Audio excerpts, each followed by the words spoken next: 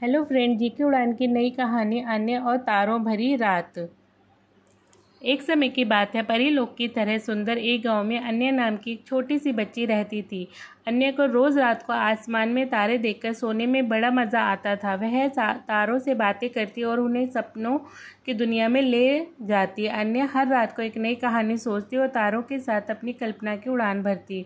एक दिन उसने सोचा कि क्यों न वह तारों को करीब से देखे। वह जानना चाहती थी कि वे कैसे चमकते हैं और क्या सच में वहाँ परी लोग जैसा कुछ होता है।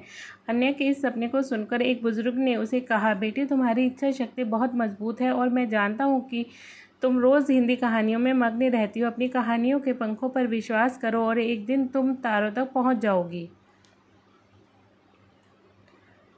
उस रात अन्य ने एक सपना देखा जहां वह तारों पर चल रही थी। सपने में तारे उससे बातें कर रहे थे, उसे दूर ग्रहों की सैर करा रहे थे और उसे ब्रह्मांड के अद्भुत रहस्य बता रहे थे।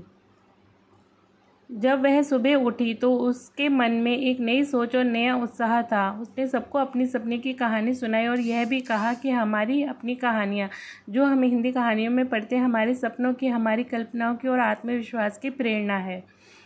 अन्य की इस कहानी ने सभी बच्चों को यह सिखाया कि कोई भी सपना, चाहे वो कितना ही दूर क्यों ना हो, वह सच हो सकता है अगर हम उसे पूरा करने की ठान लें।